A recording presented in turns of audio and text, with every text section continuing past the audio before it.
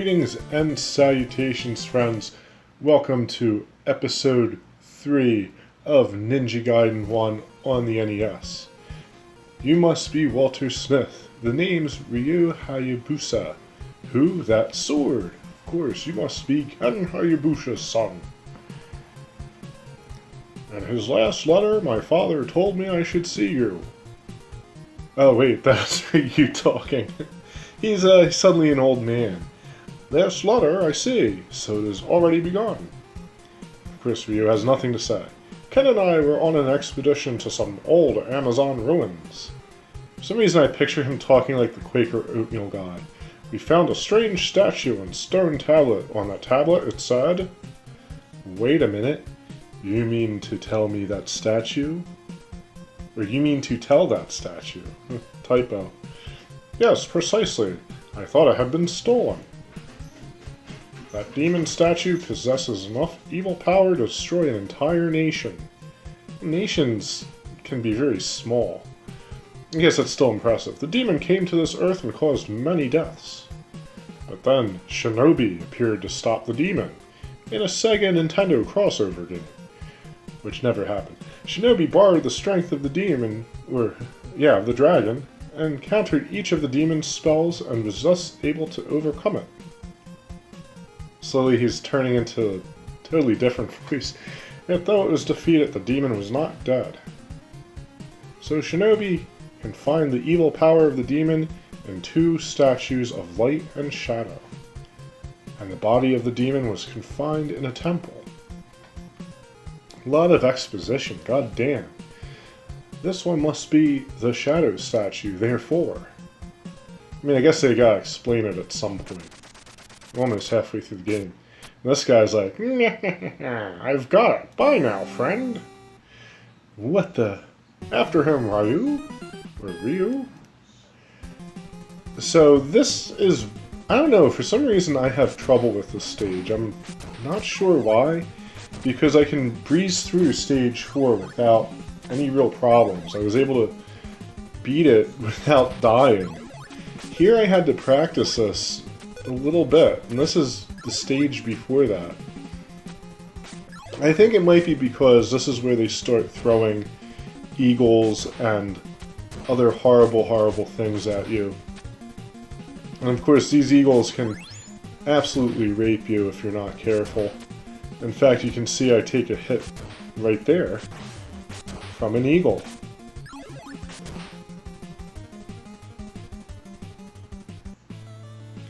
This area is pretty dangerous too, especially since there's some power-ups and stuff that aren't really very necessary. You can go get them, but they're in a dangerous place. And, like I said, they're not that necessary, they don't really help much. But if you don't know that, like, you might get baited into going after them and have some difficulty. They're not too bad, but I don't really see how it's helpful. I think it's Fire Wheel, and it's down here. You would have to drop down on the platforms, deal with eagles and things like that, and then go back up and go backwards. So you're really putting yourself at risk. And it's not much help in general anyway. You might as well use the windmill star on the boss. And this section isn't too dangerous, but once again you have the eagles coming at you. These guys can fire their weapon pretty fast, so that's something you have to watch out for too. I don't know why I didn't pick that up. It's like, fuck it. Now this part's dangerous. No, sadly, I didn't get the bird. Sometimes you can kill that thing if you jump just right. This is the first boss in the game that actually moves, aside from walking around slowly. Not very hard. You can see there I kind of messed up. Usually if you're just standing normally, you can just swipe at those bullets and destroy them. Like I said, the windmill star is great here because when he shoots the bullets at you from behind, you can just use the star. Sometimes you can jump between them like that. I like doing that. Of course, that's it for poor, I think his name's Basikor or something. Well, whatever his name is, he's dead now. The stage 4 boss is truly pathetic. After getting back the demon statue, I felt a strange premonition and hurried back. Dr. Smith! Ryu! The light demon statue was taken. The light demon statue? Yes, your father and I. We kept one of the statues, just in case. So that the two statues would never become one. I guess the demon resurrects. The demon's been asleep for 700 years, and now it's starting to wake up. We'll want a cup of coffee. Terrible dad joke. Whatever we do, we must stop it. Or we've got to stop it. Got to get it back. There's no choice. You've got to become the Ninja Dragon. Ah! Dr. Smith! Dr. Smith! I only just met you. Come with us. So you have the Men in Black abducting Ryu. So yeah, that's it for the gameplay portion of this episode. I will talk about Ninja Gaiden a little bit after this.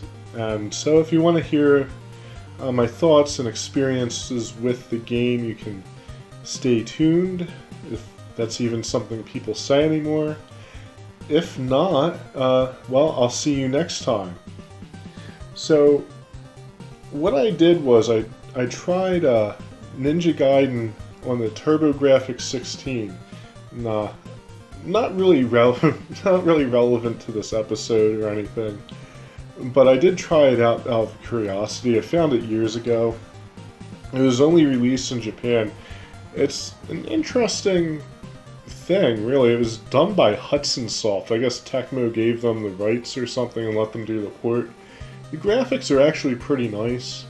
Unfortunately, the music is not the same and it's not as good, which is kind of sad because the TurboGrafx 16 didn't have a bad sound processor. And if you had someone with talent and ability, you could probably have made a really nice port of the Ninja Gaiden music on the NES.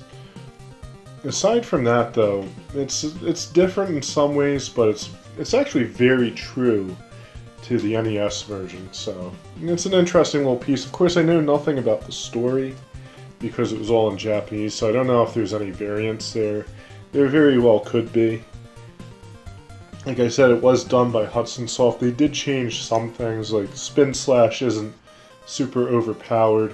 Eagles, oddly enough, only do 1 point of damage. They don't do as much damage to you. So it is a different beast in some ways. Some ways easier, some ways harder.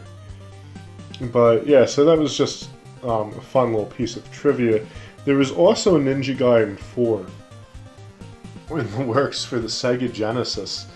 And it was a beat-em-up styled kind of after, I guess, the arcade version. It ended up getting canned, and I did watch a video on it. It wasn't very good, and I guess that's why they canned it. Like, Ryu didn't use a sword, he didn't do Ninja Gaiden-y stuff. The cutscenes are, like, laughably bad. I mean, it was kind of sad because it made the cutscenes on the NES version look like they were like Shakespeare or something. And they're not bad, especially for their era. But that game just made them look brilliant.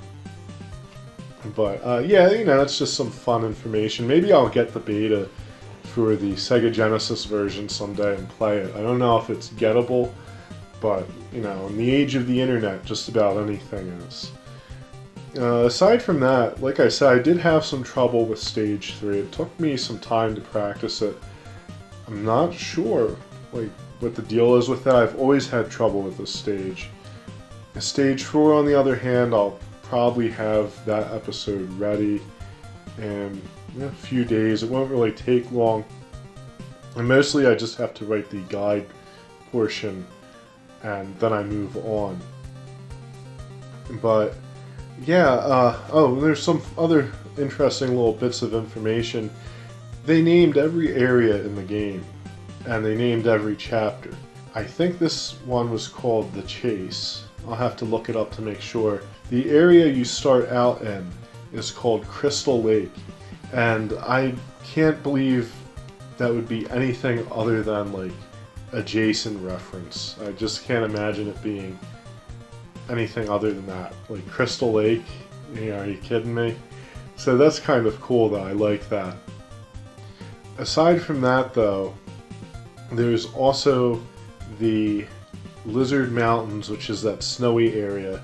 There's a similar area to that in Ninja Gaiden 2, which has wind in it. So we'll see something like that again when we play that game. And the area Basakar is in is called Yomi's Cave. So that's all kind of cool. I don't know who Yomi is or where they get these names. And the bosses we just fought were all part of a group called the Malice 4, who served the big bad guy. So we fought 3 of them. They're all dead. We'll meet their leader soon, and we'll meet the big head honcho as well. And he's an interesting character. I've tried to look up background on him. I don't want to talk about him too much in this episode because I'll be talking about him a lot in the next one. And I didn't find much, but he's still a pretty cool character. So yeah, that's about all I have to say about Ninja Gaiden in this episode today. Thank you so much for watching, guys. I hope you enjoy these videos. I'm having a great time making them. This is just a stellar game. Has its problems and it kind of gets flack for them, but really, I think it's very well put together, very tight gameplay, and the cutscenes really help move it along as well. So thank you so much, guys. I will be back with more, and until next time, good luck and happy gaming.